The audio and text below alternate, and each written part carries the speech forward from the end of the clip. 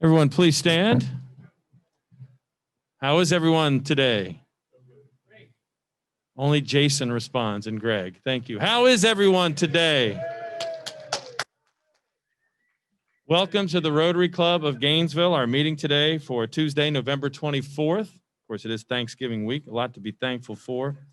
My name is Tom Collette, your Sergeant at Arms. We begin our meeting by first reminding those of you who are watching this after the fact that you register your registration for watching this at info@rotarygainesville.org. That's info@rotarygainesville.org. Welcome to all of you watching online as well as we begin here from the Wyndham Hotel. In lack of one of our song leaders here today, I get to sing. So please join me in singing My Country 'Tis of Thee.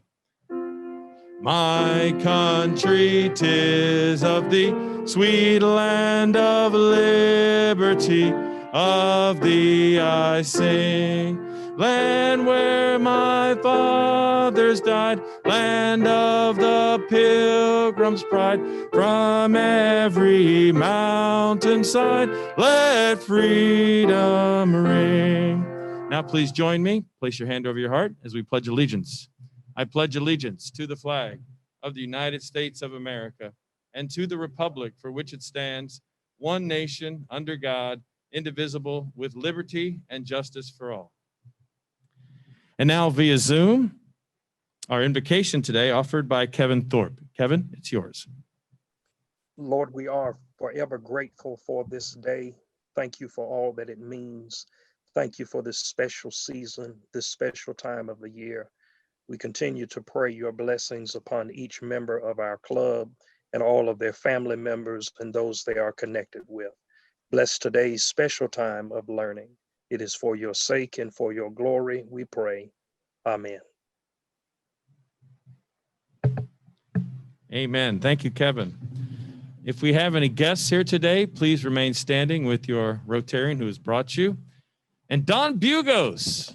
He's out there with the wireless microphone. Go ahead. Your name, please, and then your guest. I'm Kent Walker, and I'm pleased to introduce Johnny Jones with Elder Options. I was going to say Elder Care, like that. But Johnny's a great guy. He's going to be around, and it's a good guy to talk to. So.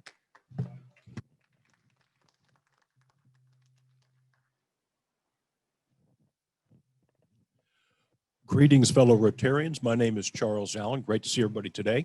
My guest today is Don Nussmeyer. He is a Rotarian in the Oregon area that is working on moving to our Gainesville area. Something that I learned about Don just a few minutes ago, his son is actually the football coach for the Dallas Cowboys and formerly not football, but the quarterback football coach for them and formerly of the University of Florida Gators under Coach McElwain. Interesting, Don. Thank you, sir.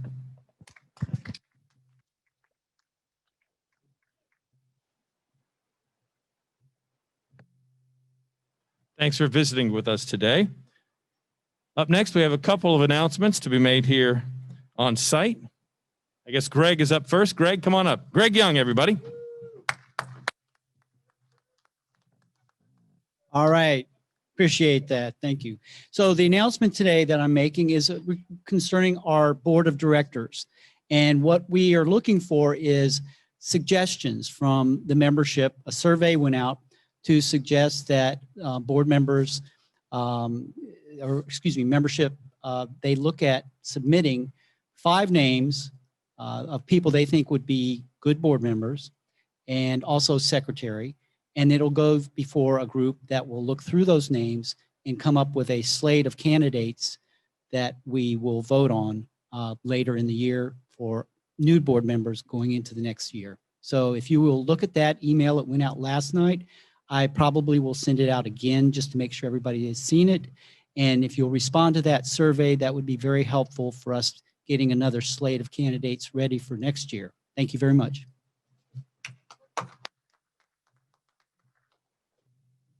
One more announcement today from the podium. Please welcome to our stage here, David Gracie.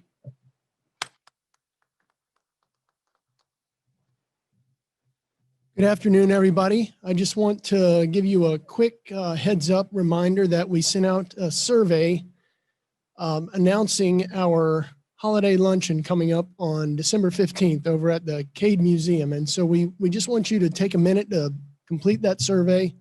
Again, we're just trying to kind of get a feel for what kind of attendance we're going to have and, how much of that's going to be virtual. Hopefully a great deal of it will be live. We want you to do that if you feel safe. Please, you're welcome to join us, folks that maybe haven't attended yet our luncheons. So we're looking forward to that. So please look for that survey. It was sent out yesterday. Thank you.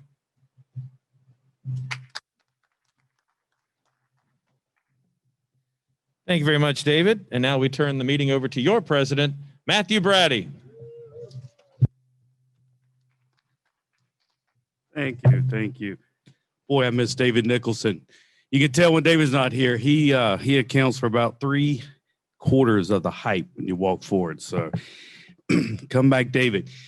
I am glad to see each and every one of you. It is holiday week. Probably have a lot traveling. Sure, they're not scared to be here because of our guest today, but or maybe they are. I don't know. So, but look, last night, dictionaries.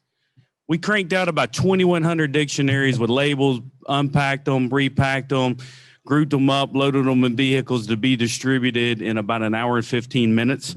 And I want to thank TJ Pache of our club and Courtney Evans with Rotary, his fiance. They really coordinated this, but we had Carl Smart from downtown, Steve Elder. They actually let me come by. Chip Howell was fiance and was with member Lisa Mueller helping out. Marie Collins, Linda Reinhardt, Bill Stasowitz, Harvey Baxter, of course, he came by. A huge advocate, not a member of any of the local clubs, but he's always a big advocate and supporter of this project and a resource for the dictionary project. Deborah Newell, Greg Young, Patrick Irby, we all know, a joint member, as well as his fiance, Catherine Mockler. And then we also had Naomi came by and picked up some dictionaries to distribute. And like Mary Kate Walker is going to still distribute some to the school. So if you're wondering, how are we doing this?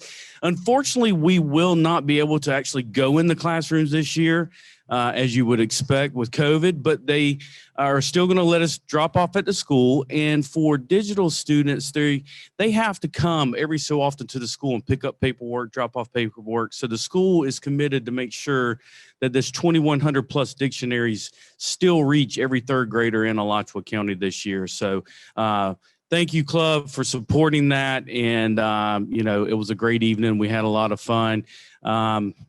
Socially distant, everything. And, TJ at his work and our supervisor of elections, Kim Barton, let us use the first floor there so that we were actually able to spread out real nice and have a great facility. And most important, we were able to use the loading dock and not have 2 cases of boxes show up at my work. So that was a very good audible that we called at the last minute. So thank you again. And if you want to see it, that's this dictionary. And as a reminder, when I say label, we open up and stick inside a Rotary label with 4-way tests, recognizing all the Alachua County area clubs so that they have that in there. So we look forward to the cards, right, Chad? Some very good cards to share in the days ahead. So, all right. So really quick, it is Thanksgiving. And if you think about this year, I mean, wow, who has not had some challenges in some form of work or personal club? I mean, every week we're still working with navigating and dealing with these things. But, I dealt with this about 15 years ago, not being too personal, but, Shane and I, we really had this huge struggle of being able to have our first child. And by miracle we did. And then we lost one. And then everybody said, man, that's tough. But, focus on the fact of being thankful for what I had and not what I didn't have. And so as we think about this year, we've lost some great Rotarians, some great friends, okay? We've dealt with missing out on some great socials, different meetings, different fellowships, camaraderie, etc. But may we all continue to be thankful for what we do have. We had the blessing of this structure and this hybrid meeting, and we still can connect in some way. And we're still going to move ahead in the days forward. and we're going to create new ways to get together safely. So again, I just share with you kind of my personal mentality of just being thankful for what we do have and not worrying about what we're missing out on. And with that said, I thank each and every one of you, because so many have brought unprecedented support and encouragement this year with the things that we're trying to do, and stepping up to do new tasks and every week in and out. And there's so many, too many to name, but I am truly thankful for the commitment to Rotary and this community. So that said, happy Thanksgiving. I'll come back to wrap up, but first I'm going to have via Zoom Jenny Van Hart introduce today's speaker. Thank you. Good morning or good afternoon, everyone. Dr. Derek Kreitenstein, I'm sorry, Derek, I'm just going to call you Derek because I'm going to butcher your last name, joined the FBI in 2004 and was assigned to the Miami field office, where he investigated continuing criminal enterprises and violent criminal street gangs. Derek received Outstanding Law Enforcement Officer of the Year awards in 2008 and 2011 from the U.S. Attorney's Office of the Southern District of Florida. In 2011, he was promoted and transferred to the Criminal Investigative Division as a supervisor in the Safe Streets and Gang Unit. In 2013, Derek was transferred to the United States Southern Military Command as liaison officer. And in 2015, he was named the Supervisory Senior Resident Agent for Ocala and Gainesville. Here he oversees all counterterrorism and criminal matters in an 8-county area. Prior to joining the FBI, Derek served in the United States Marine Corps, where he was assigned to the White House Military Command. Derek obtained his undergrad and master's degree in business management from the Johns Hopkins University in Baltimore, Maryland. We'd like to welcome Derek to our club. We look forward to finding out just how you're investigating members of our club, particularly looking at you, Jason, maybe Matthew, not sure, he's sitting beside you, but welcome, thank you.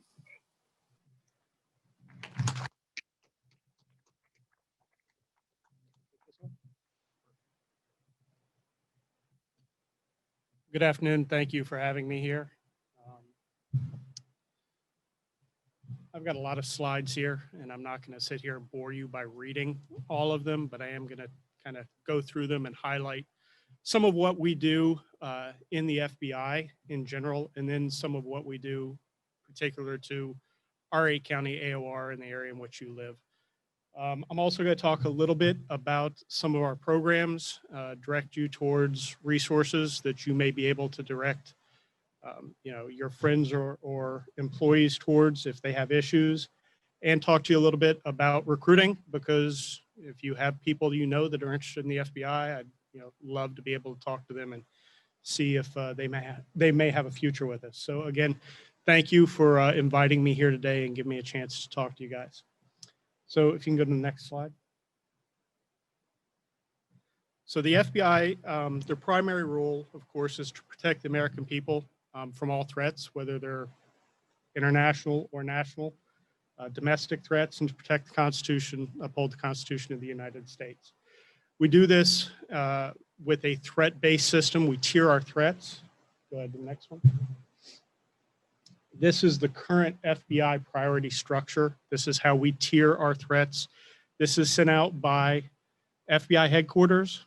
And then when it gets to the field offices, we take a look at it, what our AOR has, and we try to figure out what our particular threat banding is. But the threat banding in general throughout the FBI is what you're seeing here, with terrorism being our primary concern, combating significant violent crime being the final one that we have. And you see everything in between civil rights, foreign intelligence, espionage, cyber. Cyber is huge right now. We're going to talk a little bit about some of the threats that we see here locally and some of the threats that you may encounter both personally and within your business. Next. So they're the FBI field offices. Can anybody tell me idea how many field officers there are? The writing's too small for you to read it, so I'm not worried about that. No? 52, anybody else? No. So we've got 56 field offices. As you can see, some states don't have a field office. Some states have multiple field offices. The state of Florida has 3. So if you can go ahead to the next one. Ma'am, it was the burgundy jacket out there. I've got something for you. So if you answer a question, and I apologize to all the Zoom folks because you're not here, but if you answer a question, you may get something. If you could do me a favor and pass that along to her. It's for those of you that can't see, it's just a Jacksonville FBI challenge coin. No. I'm pretty sure nobody here wants me visiting your house or your business. So this is the way we've broken up Florida here. If you see the light blue, that's Miami. Green is our Tampa field office, and yellow is Jacksonville. There are 40 counties that Jacksonville covers. We cover the largest territory. We've got about 6 million people in our territory, but we are the smallest field office in the state of Florida. Next, please. So that is the way we're broken up. If you're curious about how we do our business, that pale yellow in the upper right, that area is covered by our headquarters city. That's where probably about 50% of our current staff sits and works. Everything else is covered by what we call a resident office or resident agency office. So if you look, the light blue and the orange, that's Ocala and Gainesville. Those are the 8 counties that we cover here. I've got 10 agents. I've got a couple agents who are embedded with us from our other programs, whether they're cyber programs or counterintelligence programs. And I've got, I want to say 6 interns right now from the University of Florida and other colleges in the area that work with us and are looking for, hopefully, jobs within the FBI, whether it's as an agent or in another capacity. All the others are different resident agencies that are covered by different supervisors. So this is what I'm hoping to get to one day. I got lucky enough to go down and be a liaison officer to General Kelly at the Southern Command. It's what we call our COCOM mission. We've got people embedded in COCOMs all around the world. But what we also have is an international presence via our IOD, International Operations Division. And we're located everywhere you see one of those little red dots is a LEGAT. And that LEGAT will have sub-offices, kind of like RAs, out in their country and other countries.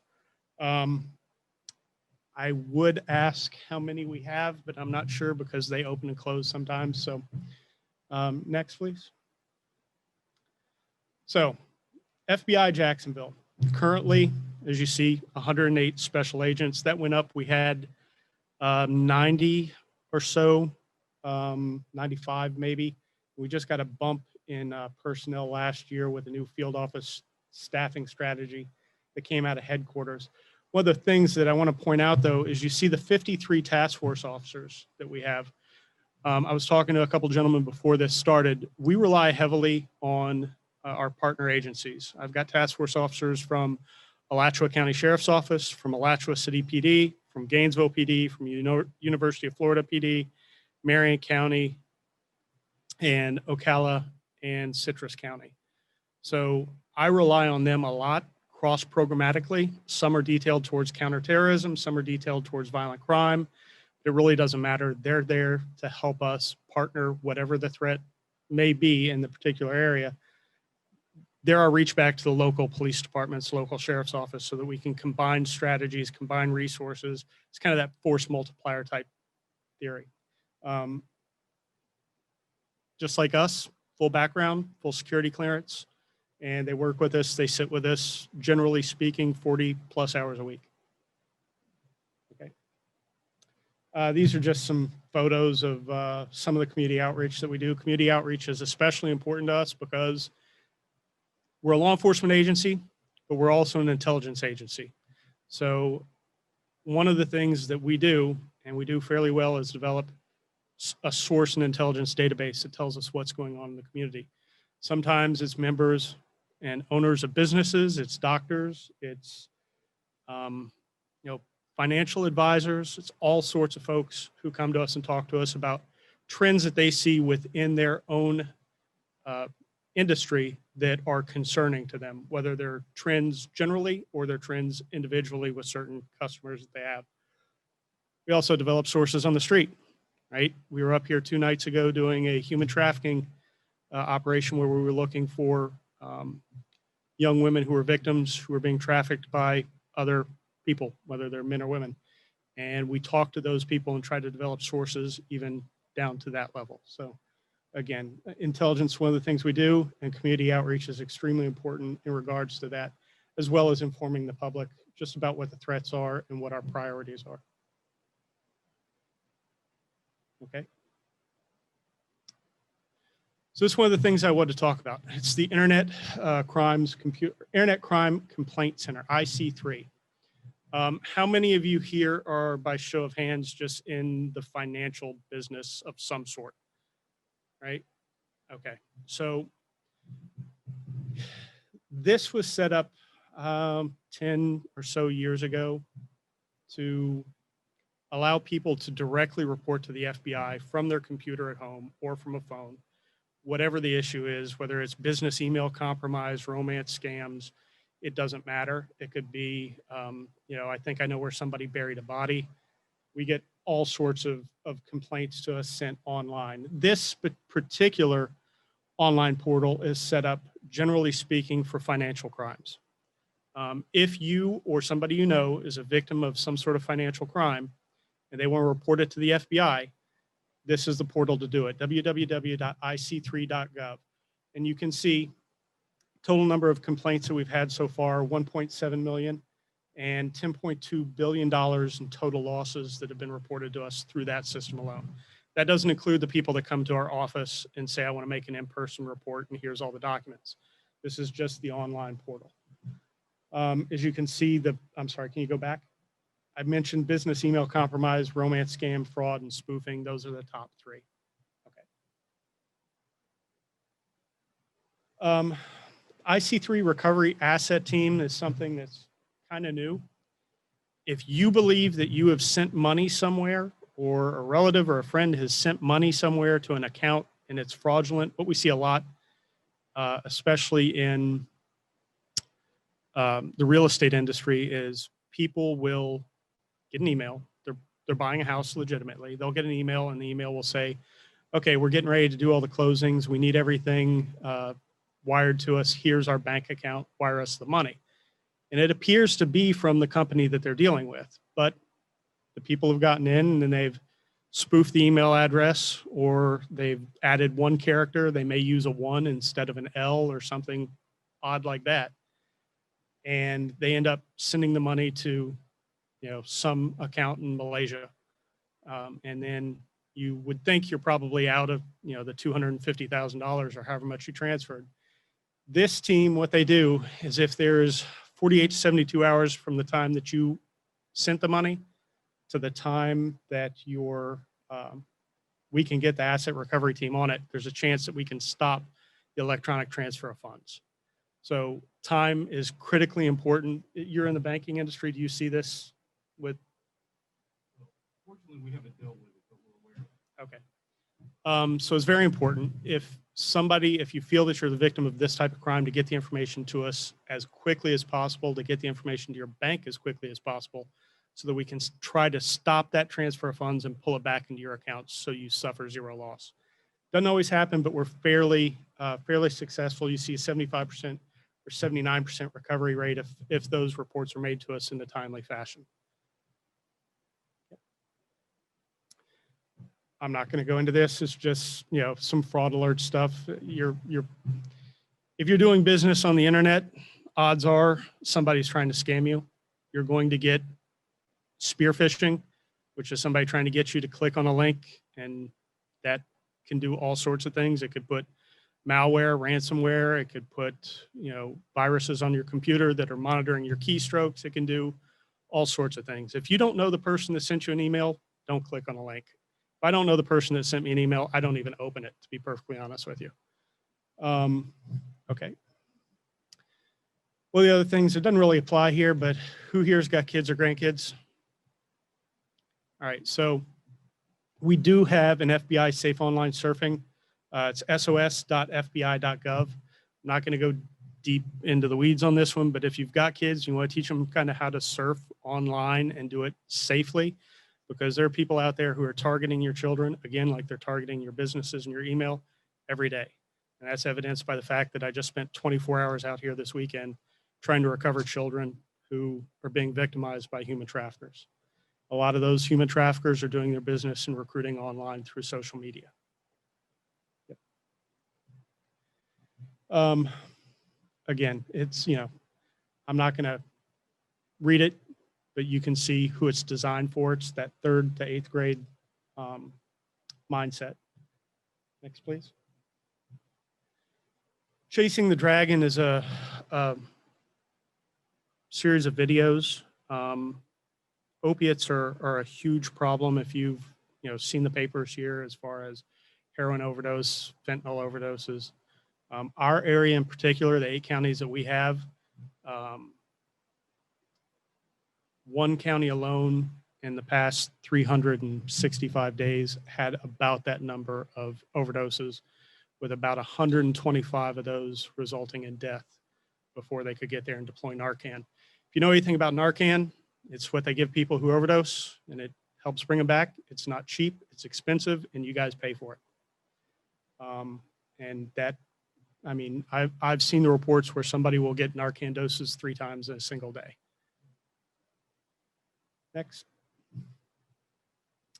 Operation Legend. Who's heard of Operation Legend referenced in the news and on TV? It's the FBI's focus on violent crime, particularly in the cities that are listed there. You will hear some people who tell you on the news that, well, the FBI can't come in and investigate violent crime here unless they're asked by the local police. That is not the case. We have jurisdiction over certain violent crimes federally. For example, if somebody goes in and robs 3 gas stations this weekend, there's something called the Hobbs Act. In the Hobbs Act, we can go and we can investigate the robberies. Typically, we only look for the robberies that are violent in nature. If it's just a strong arm robbery, we don't really get involved. But if it's what we call a crew going around and hitting a couple different places, it's a small version of organized crime, right? So we'll go out and we'll start investigating the Hobbs Act robberies that are occurring. Again, it's a federal nexus. It gives us that federal nexus to investigate. Operation Legend is just where we're trying to go out and solve some of the violent crime, because some of these cities, the murder rates are insane, to be perfectly honest with you. Yep. Cyber. You could, I mean, obviously the government is somebody that our foreign adversaries want information from, but it's not just the government, it's your industries as well. It's, researchers at various labs, whether they're associated with universities or they're associated with independent hospitals or they're independent research. I know there's a few different biotech firms here in Alachua County that I've had to go out and talk to, because, we've seen people sending messages to them, internet traffic, where we get intel that people are starting to try to spearfish and get their information. So again, if you think that you're getting any sort of email from somebody you don't know asking you to click a link or provide any information, please do me a favor and disregard it, because chances are you're probably being, whether it's a foreign adversary or a cyber actor, you're probably being targeted for some reason. Honors internship program. So I told you I've got, I think, 6 right now, and that varies year to year depending on how many people make it through the process. Honors interns, if you know anybody who's in college, they've got, I believe it has to be above a 2.9. Yeah, a minimum 3.0 GPA. They pass background, drug test, polygraph, all that stuff. They sit with us. We assign them projects. A lot of the time I use them to do what we call scheduling. So we get all the records from the banks and from various companies, and we go through and we work out, the flow of money back and forth between individuals and say, this doesn't look like this adds up. There's something wrong here, right? This person has way too much money going out as opposed to the income that they're showing. So where's all this other money coming from? If you know anybody, please have them look at the FBI.gov website if they're interested. And we process all those people locally wherever their colleges are located. 'Tis the season for holiday scams. Again, IC3 reminder, if you think you're being scammed, you can report those holiday scams as well. Online shopping, social media scams.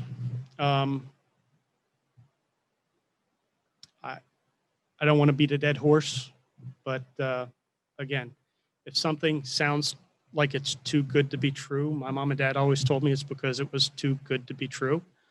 So if you see that, pass right by it. Don't click the links. Watch which companies you go and do business with online, because everybody and their mother right now can sell anything online and have a PayPal account or a Venmo account or whatever else they want to have. Whether or not you're ever going to get your product is, flip of the coin, whether it's going to come or not. It doesn't matter how many, positive ratings that they've had, they could still be ripping people off. Social media scams, promotions, contests. If you're told that you win, you get something that says, hey, you've won $1 million from the Jamaican lottery. There's no Jamaican lottery. All right. There's no Jamaican lottery that's ever going to give you any money. There may be a lottery in Jamaica, but there's no Jamaican lottery that's going to send you $1 million. I went down to the villages and had this conversation with a lady who had sent over $100,000. Her family told her there's no Jamaican lottery. We told her there's no Jamaican lottery. She kept sending money to the Jamaican lottery to get her money. It doesn't exist. I can only protect people so much. So they do. They did. Saw the movie. Smartphone, again, just because it's on the App Store doesn't mean that it's something that is secure. Doesn't mean that it's something that's not monitoring your email traffic, monitoring your text. The apps that are out there are unbelievably sophisticated, and not all of them are good. I think, generally speaking, I'd say Apple probably does a better job because I think they still have control of their apps from what I've heard. But be very careful about what you're doing with your apps when you're downloading to your phone, because some of the permissions that you're giving them, I mean, I never gave Google Maps permission to tell me where I parked my car. And I was told yesterday when I came out of the grocery store, we registered where you parked your car. I never told you to do that. They're doing it. And they're supposedly, doing it for my welfare. What about the people that aren't doing it for your welfare? Work from home scams, again, if somebody's telling you that you can work from home and make, $90,000 working from home doing nothing, it's a scam. It's too good to be true. It's a scam.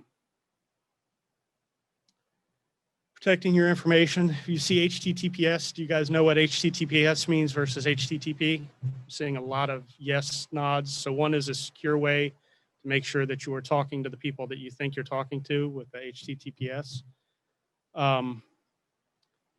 Look for that symbol. Like I said, it ensures that the website is secure and it's recognized by the gods that monitor those things, whoever they may be. I don't know. I'm not a cyber guy. Avoid filling out forms and surveys with any of your personal information. If I've got your name, DOB, and SOCH, I pretty much own you. I can ruin your life in about 10 minutes, to be perfectly honest with you. It's that simple. Guard that information very, very, very well. Protect your computer. This is the other thing.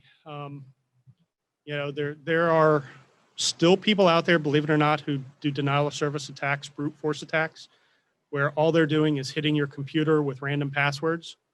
And they've got a computer on the other end that spits them out, 1,000 times a minute, just hitting your computer to see what they can get off of you. And if your password is 1234, they're going to have you probably in that first 30 seconds. If your password is that gibberish that's up there, it's going to take them a long time and they're probably just going to move on to somebody else. Don't make it your date of birth. Don't make it your wife's name, your husband's name, your dog's name. Make it something that's truly random that you can think of. And again, you see the mixture of characters, numbers, lowercase, uppercase, and it's just good security.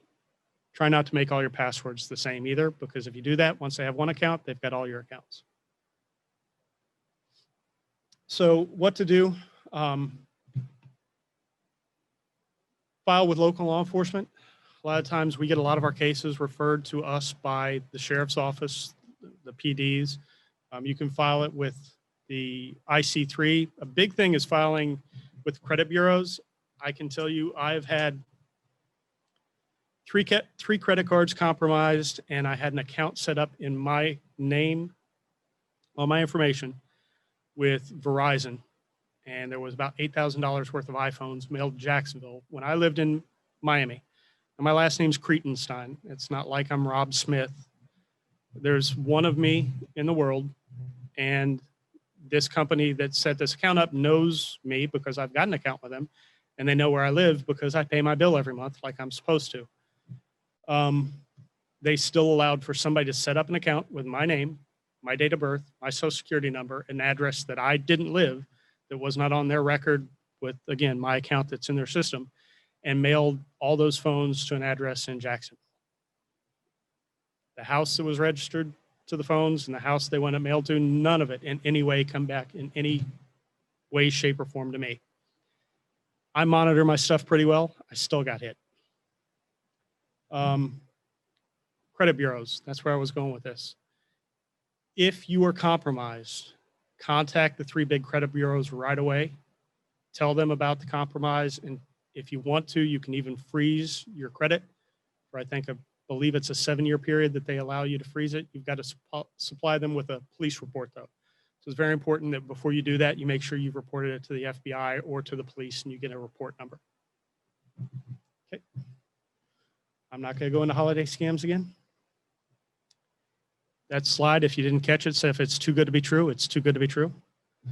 Child ID app, if you have grandchildren or children and you're concerned that they may be targeted, they may be abducted at some point. We deal with a lot of abductions, well, I say a lot. If there's one, it's more than there should be. So, but this is a program that we have where you can maintain the pictures of your children and all the information that you need to forward us right away. So we are able to get on that information, get it out, and get it to our partners right away.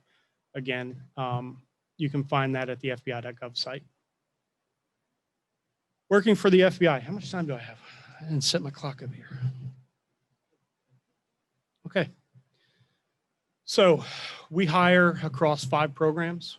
Generally speaking, we hire accountants, we hire lawyers, we hire scientists, we hire people with language abilities, and then how I got in, which is kind of general, which is military and law enforcement background. That doesn't mean you can't come in outside that. You could be in any industry, and if you speak a critical language for us, odds are if you can pass background, we're going to try to hire you because, like I said, we cover every violation that the U.S. government has out there criminally to investigate for the most part, and we do it with our partners in countries across the world. So we always need people who are able to speak those languages to work with our foreign partners and to tell us what's being said, by our sources and everything overseas. So you see some of the critical skills. Typical ages 23 to 37. 37 is our cutoff age. We have to retire by age 57. I don't know why. Somebody decided it years ago. But I got in at 34, and I think that was probably about the average for my class was the age 34. So if you know anybody who can get in before the age of 37 and wants to talk to us, please direct them my way. Excellent physical condition, although I no longer am in excellent physical condition. I was at one point in time when I had to get in. We were talking about that, a couple of us earlier. That's a 3 mile run generally, or I'm sorry, a 1.5 mile run with about an 8-minute mile, 8-minute, 12-second mile if you're 30 years old or older. And that's a rough run, especially when you've already done all your push-ups, your sit-ups, and you've sprinted 300 meters already. So we knock a lot of people out for not being able to pass the physical fitness test. And then a bachelor's degree with 3+ years working experience. My class, 80% of us had masters or better. So it's very competitive. Professional staff, again, we have people that do everything from run our computer systems, to our mailrooms. We have lawyers on staff. We have financial analysts, security, IT, automotive. We've got everything. So it's not just a career with the FBI as a special agent. You can come in and you can make sure that, you know, automotive, that all of our cars are ordered, that they're all working, that they've all got radios, that the maintenance is done. That's what those guys do for us, and they keep us, you know, moving. Again, most positions require a bachelor's degree and some work experience, but not all of them. Okay, and then it just talks about the ability to obtain a top secret clearance. Flexibility, adaptability, what we're looking for, because while I may be working violent crime one day, tomorrow I may be working a cyber matter or a national threat, you know, some sort of terrorism, domestic terrorism threat. Critical thinking is big. You know, we do a lot of our test is designed towards that ability to be a critical thinker. And one part of our test is kind of a written essay. We're looking for that, but organizing, planning, prioritizing, generally we're looking for type A personalities. If you talk to people, that's kind of what we're going after, because those are the people, again, generally speaking, if you believe all the psychological stuff, they're the people who you can put out there on your own, and they're still going to do their job without oversight. Just kind of what we're looking for, you know, background investigation, top secret clearance. You've got to get your SF-86, which tells the government absolutely everything you've done from the time you were born to the time you've applied. I applied at the age 34. I had 27 addresses. They did not want my addresses since the age of 18. They wanted all 27 addresses that I'd lived at, every school I'd gone to. It's a long form. Drug test knocks a lot of people out, unfortunately, and so does a polygraph, because people, you know, they want the job, they put the application in, they're not honest and truthful, and that we can't have. Background investigation follows, and typically the background investigation 6 to 9 months from the time the investigation starts to the time we're done. Reasons you could be disqualified: urinalysis, failing the polygraph, convicted of a felony. It's amazing how many people will apply to us saying they haven't been convicted, like they think we're not going to check that. We do. Defaulting on a loan.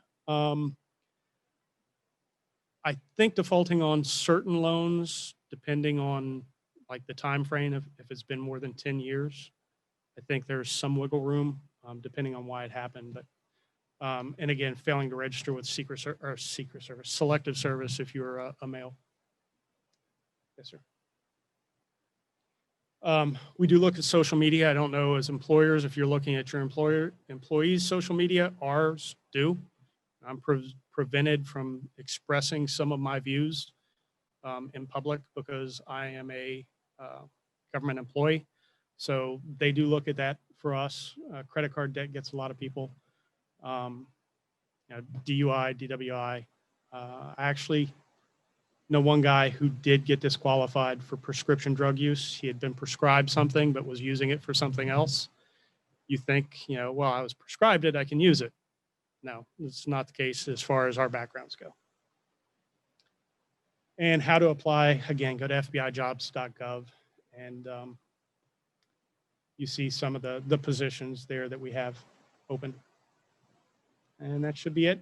Again, my name is Derek Kreitenstein.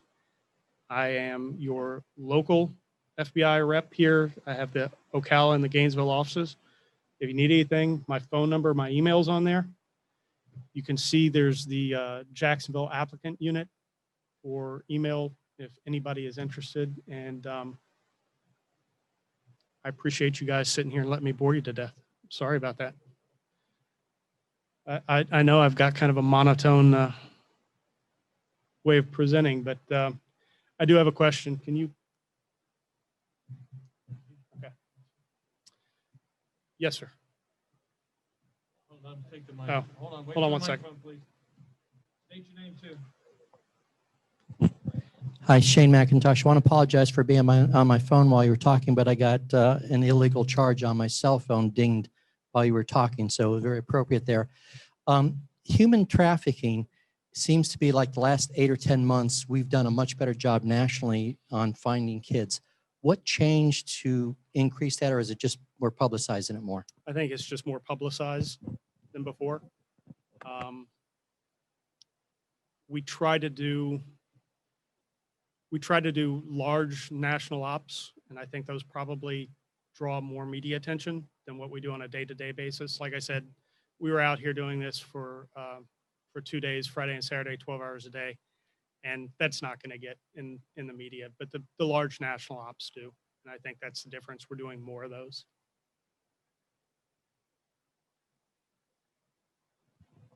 Excellent presentation. Thank you. Jason Shank. Question actually Chad was asking me while we were sitting here a minute ago. He wanted to know if you had an Instagram account. Do I?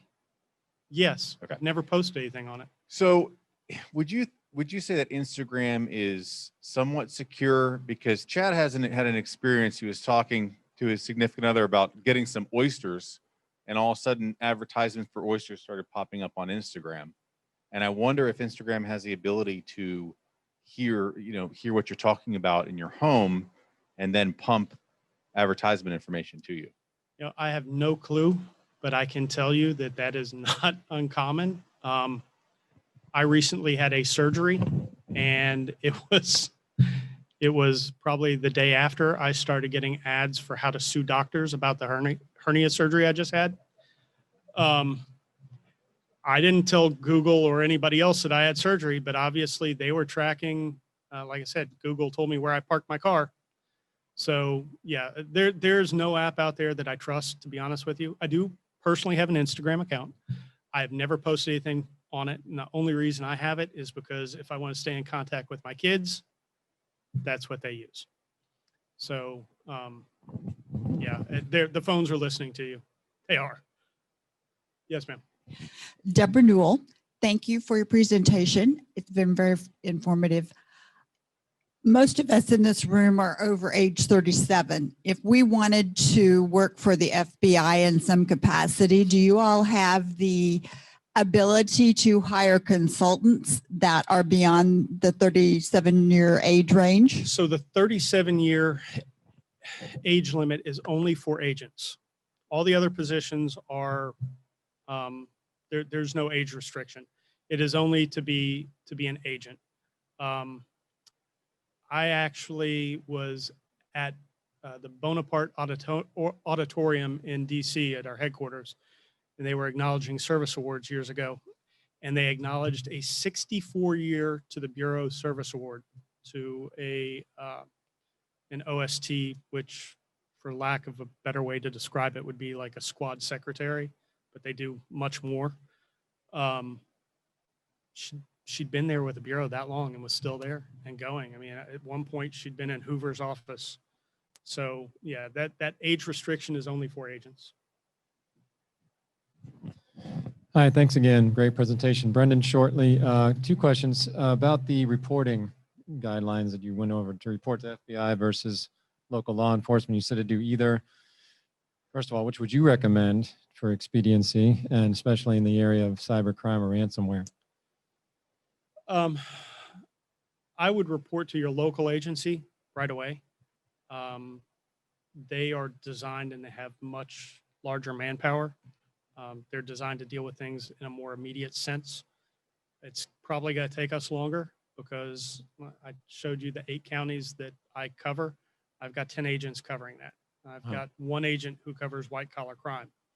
So I've got 1 agent covering basically 1 million people population, whereas the sheriff's office and the PDs are hundreds and hundreds of agents or officers who are covering that same area. They're probably going to be able to address the concern immediately.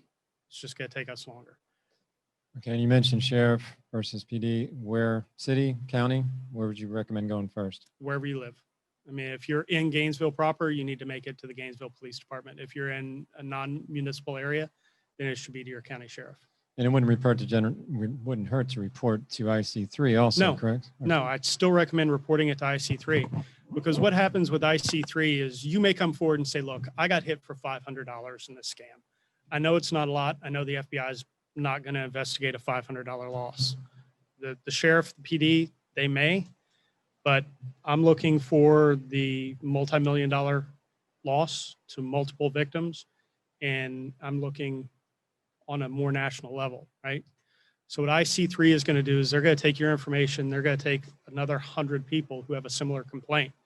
They're going to look at that. They're going to try to see where the nexus, is for that point of origin. They're going to start drawing those lines back, and they're going to say, okay, Jacksonville, it looks like you've got somebody who's scamming these 100 people in this area. And those are generally the cases we're looking at. So while the police department, the sheriff's office may be looking at the $500 for you particularly, we're going to start taking all the information, conglomerating everything, and trying to make a larger case on the organization itself. John Haswell here. To what extent do you use or ask for support from electric utilities for surveillance? It depends on which agency or which utility we're talking about. So we do put cameras up. There are things that you see on TV. Those are real. We do those things. We do rely on the electric companies a lot of the time because we're using their poles and their lines and their boxes sometimes to draw all the power that we need. Some of those companies are very cooperative with us. Some require us to come to them with a court order.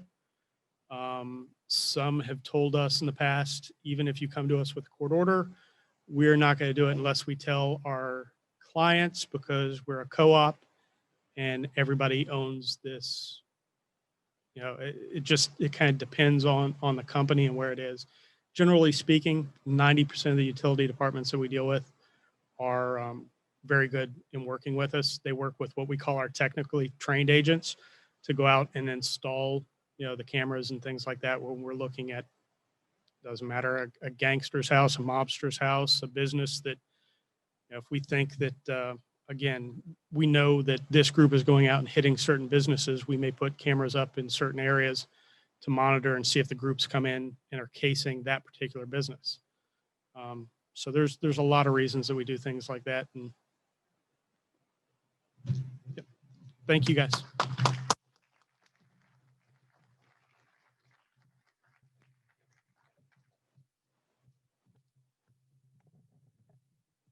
All right. Thank you very much, Agent Kreitenstein. Did I do okay? So thank you. I got it. This club will tell you I can mess up the best of them. So that one had me a little bit sweating. But I did grill him earlier. He helped me with a couple of notes. Really appreciate you being here today. As I told you earlier, only the second live presentation since COVID. So thank you again. Great presentation. Every year in Rotary, we have a theme, and this year's theme is Rotary Opens Opportunities. And we thank you for the opportunity to share with us today, to meet you, learn more about what the FBI is doing. And just a small token of appreciation, you handed out a coin, and we'll hand you a coin in return. So thank you very much. Thank you. Yes, sir. Put it in there. So great. Wanted to clarify real quick, just to make sure everybody knows, dictionaries, we rotate, kind of lead between the clubs, but that's a collaboration of all of our area clubs. So when you look at that, Sunrise downtown, and even the smaller, Greater Gainesville and High Springs throughout the years chip in from volunteering and as many resources as possible. So I want to make sure we know that, that's our whole Alachua County putting forth that effort and moving forward. Great to have you again, Johnny Jones and Mr. Neusmeyer. Thank you both for being here today. I noticed late that past District Governor Mike Darrah was joined in again, checking on us and seeing what we're doing here with the hybrid meetings. Thankful that they were here today. Next week, Dr. Paul Gibbs, from smallpox to COVID, power of vaccines. So that's a hot topic, very relevant in today's environment and also in today's news as we march forward to the days ahead. So you will not want to miss that. Have a great Thanksgiving and be ready for a good meeting.